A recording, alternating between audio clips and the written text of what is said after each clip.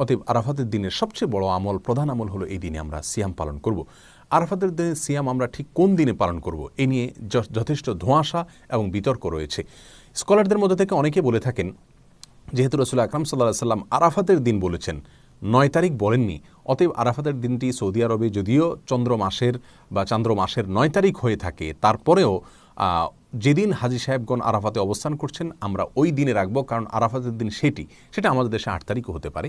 আর অনেক স্কলারগণ বলেছেন রাসূল আকরাম সাল্লাল্লাহু আলাইহি সাল্লাম আরাফাতের দিনে সিয়াম রাখতে বলেছেন, আর আরাফাতের দিন যেহেতু ৯ তারিখ হয়ে থাকে, অতএব ৯ তারিখকেই তিনি মূলত উদ্দেশ্য করেছেন, বুঝিয়েছেন। বিধায় আমরা পৃথিবীর যে প্রান্তে থাকি না কেন আমরা ৯ তারিখে রাখবো, আমাদের দেশে যেদিন ৯ তারিখ সেদিন রাখবো, সেদিন সৌদি আরবে ঈদের দিনও হতে পারে। যাই হোক, এখানে দুটি মত আমরা দেখতে পাচ্ছি। এই দুটি মতের কোনোটি রাসূল আকরাম সাল্লাল্লাহু আলাইহি সাল্লামের সুস্পষ্ট কোনো হাদিস দ্বারা সরাসরি সমর্থিত নয়, বরং এই দুটি মতই গবেষণামূলক। আমরা যেই মতটি আমাদের কাছে বেশি যৌক্তিক মনে হবে সেটার উপর আমরা আমল করতে পারি। আর যদি উভয় দিনে আমরা নফল সিয়াম রাখি, অর্থাৎ চন্দ্র মাসের ৮ এবং ৯ উভয় দিনে যদি আমরা সিয়াম রাখি, তাহলে সেটা সবচেয়ে উত্তম। কারণ কোনো কোনো বর্ণনা দ্বারায় জিলহজের প্রথম দশকের প্রথম ৯ দিনই সিয়াম রাখার কথা, সিয়াম পালন করার কথা বোঝানো হয়েছে, নির্দেশ করা হয়েছে।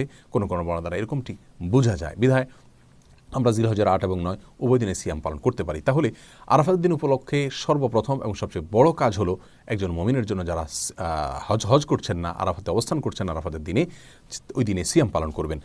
আর দ্বিতীয় আমল হলো লা ইলাহা ইল্লাল্লাহু ওয়াহদাহু লা শারীকা লাহু লাহুল মুলকু ওয়া লাহুল হামদ ওয়া হুয়া আলা কুল্লি শাইইন কাদির।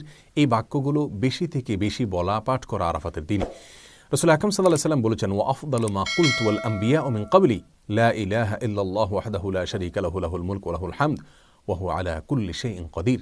অর্থাৎ আমি যত বাক্য আমার মুখ দ্বারা উচ্চারণ করেছি, যত জিকির করেছি আমি এবং আমার পূর্বে যত নবীগণ যত জিকির করেছেন, তার ভিতরে সবচেয়ে উত্তম জিকির হলো এটি।